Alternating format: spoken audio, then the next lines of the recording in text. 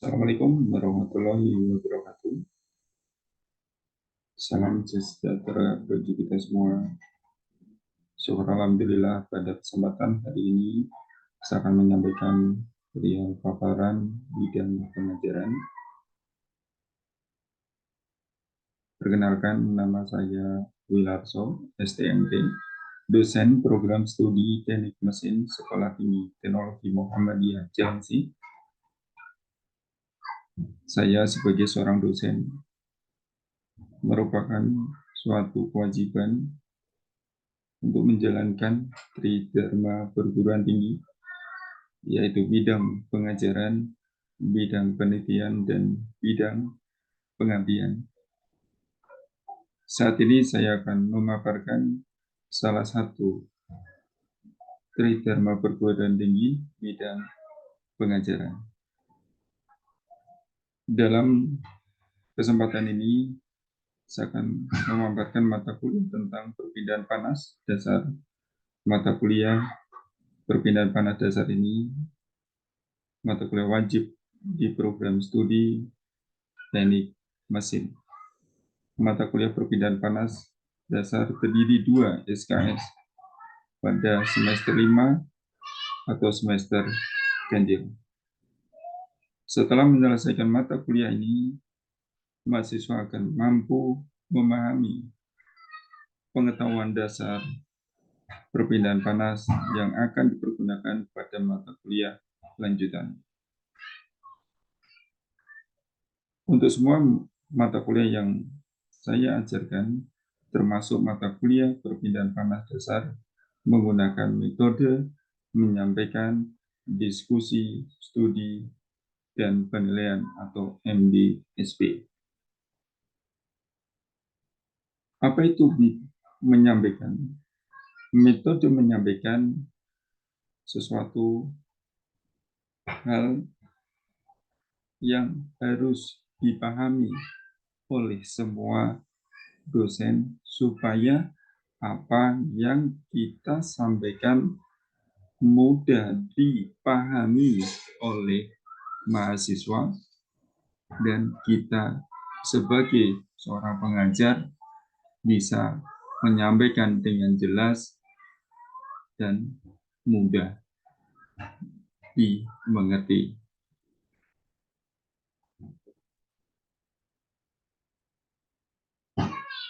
Materi yang saya jadikan mengacu pada capaian pembelajaran CP program studi.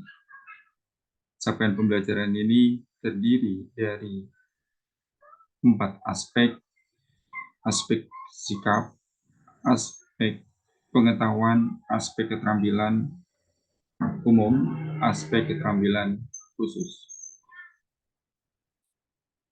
Adapun aspek sikap menunjukkan sikap bertanggung jawab atas pekerjaan di bidang keahlian sebagai engineer secara mandiri dalam perkembangan global serta tanggap terhadap isu terkini dan dampak engineer di masyarakat maupun bidang teknik mesin secara mandiri. Adapun aspek pengetahuan mampu mengaplikasikan strategi dan metode pembelajaran sesuai dengan perkembangan iptek sehingga dapat membekali peserta didik untuk memiliki pengetahuan, keterampilan, dan kecakapan hidup.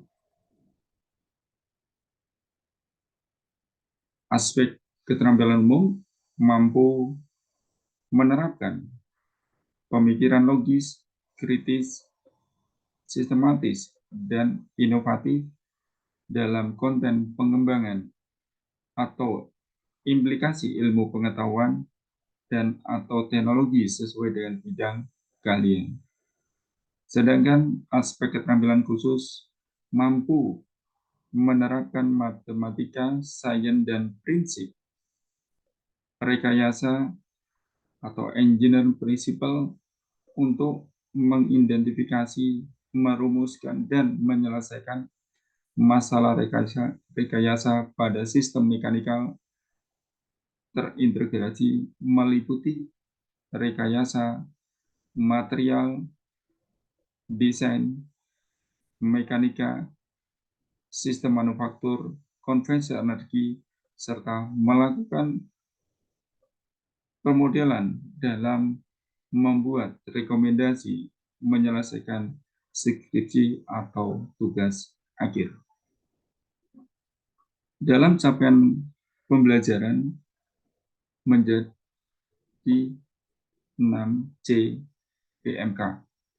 Pertama, mahasiswa mampu menjelaskan dasar-dasar yang digunakan dalam perhitungan perpindahan panas. Yang kedua, mahasiswa mampu menjelaskan perpindahan panas secara konduksi dalam keadaan steady. Kemudian, mahasiswa mampu menjelaskan perpindahan panas yang terjadi secara konduksi, konveksi, dan radiasi. Sub CPMK berikutnya, mahasiswa mampu menerapkan persamaan umum konduksi di koordinat silinder. Kemudian mahasiswa mampu menjelaskan prinsip dasar perpindahan panas secara konveksi. Kemudian mahasiswa mampu menerapkan konsep tahanan termal dan penggunaan. Mahasiswa mampu memahami sistem kerja konstruksi pengoperasian dasar heat exchanger dari 7 CPMK, maka akan diturunkan menjadi 16 sub CPMK bagi dengan 14 kali pertemuan. Untuk mendukung dalam proses pengajaran, saya menggunakan beberapa literatur.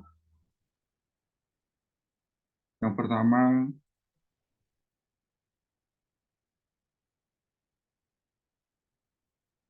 heat transfer, Cipta John Welly, and Son, New York Hellman, CP tahun 1995. Kemudian referensi yang kedua, perpindahan kalor, edisi ke-6, penerbit Erlangga, Jakarta, Ikropera, FP Dewitt, DP 1981. Kemudian fundamental heat transfer, John Welly and Scott, New York, Wright, F. Rijono, tahun 1994. Kemudian prinsip-prinsip perpindahan kalor edisi ketiga, penerbit Erlangga, Jakarta.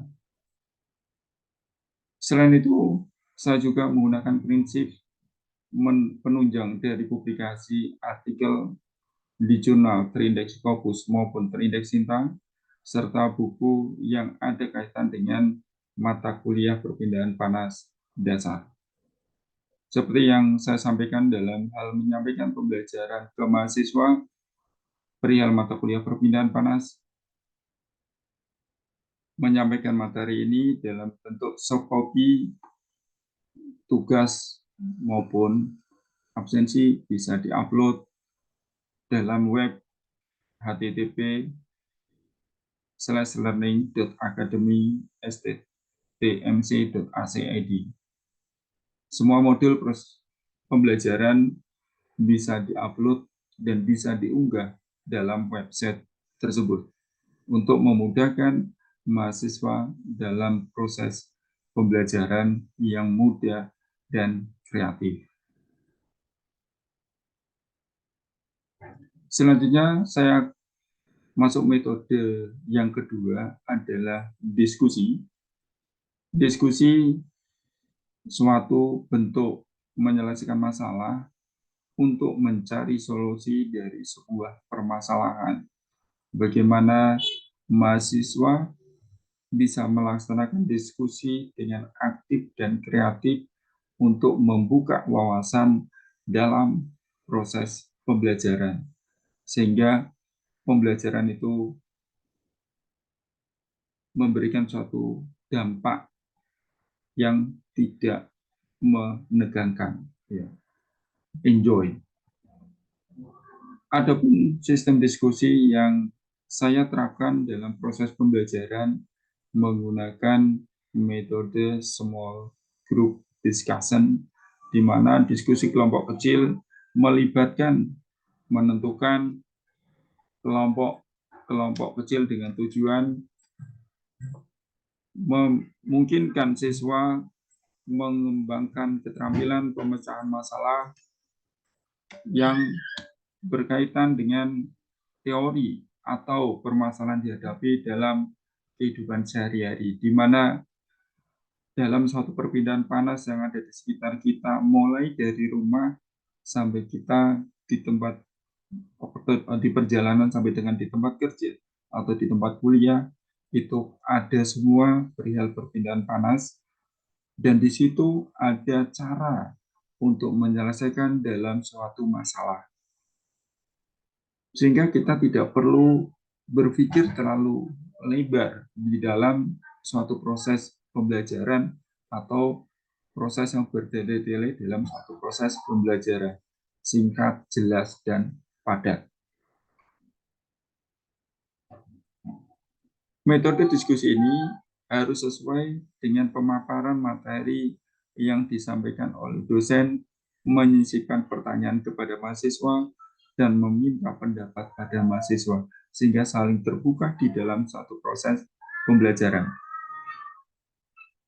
Adapun pembahasan perihal studi kasus, itu adalah metode yang ketiga, metode pembelajaran studi kasus, metode yang mendorong mahasiswa untuk selalu berpikir kritis dalam proses penyelesaian kasus yang diberikan, mulai dari perumusan masalah, pengumpulan data, pengolahan data, analisa data, sehingga menarik suatu kesimpulan, supaya pada saat mahasiswa bekerja bisa mengaplikasikan suatu mata kuliah atau suatu studi kasus sehingga memudahkan rekan-rekan dalam menyelesaikan masalah di tempat kerja atau masalah yang terjadi di masyarakat.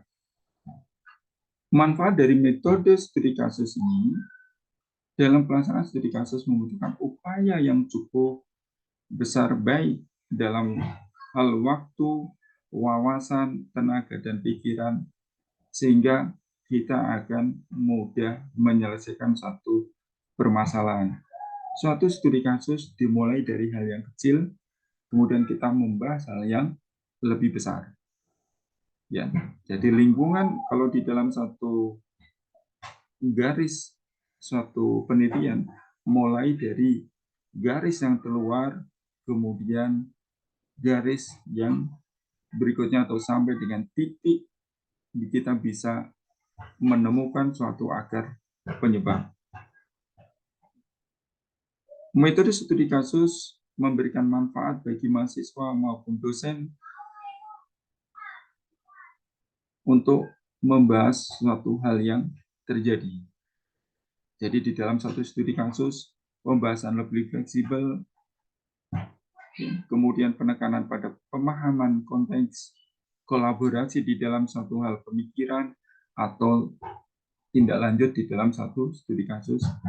Kemudian mahasiswa bisa melakukan pembelajaran mandiri di dalam satu hal studi kasus yang ditangani yang ada kaitannya dengan perpindahan panas dasar atau keterkaitan dengan teknik mesin. Kemudian disiplin dan bertanggung jawab terhadap hasil yang telah disampaikan, dan itu berdasarkan fakta. Jadi kalau kita orang teknik itu berdasarkan dari fakta, bukan kata-kata. Kemudian berpikir kritis dari apa yang kita temukan di dalam satu proses pembelajaran yang kita dapat dalam studi kasus. Komunikasi sehingga kita mudah menyampaikan sesuatu hal kepada rekan maupun ke dosen. Adapun metode pembelajaran studi kasus, pemilihan mulai dari pemilihan kasus, mengumpulkan data, analisa data, perbaikan jika terjadi kekurangan atau kekurangan data maupun apa yang harus kita lakukan di dalam satu studi kasus, menuliskan laporan sehingga kita akan mendapatkan suatu kesimpulan dalam studi kasus. Kemudian metode berikutnya adalah metode penilaian. Sebagai pendidik, saya harus memberikan atau melakukan evaluasi terhadap hasil pembelajaran mahasiswa. Pertama, perlu mengetahui apa itu review, sehingga saya dapat mengetahui apa saja yang dapat menunjang harga diri dalam meningkatkan pembelajaran.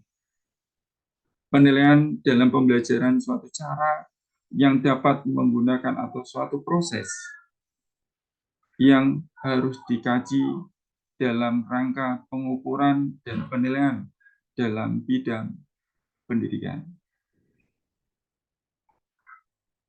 Berupa pekerjaan rumah, tugas, serangkaian yang dikerjakan, format soal yang harus diambil, dijawab, atau perintah harus dilaksanakan berdasarkan data.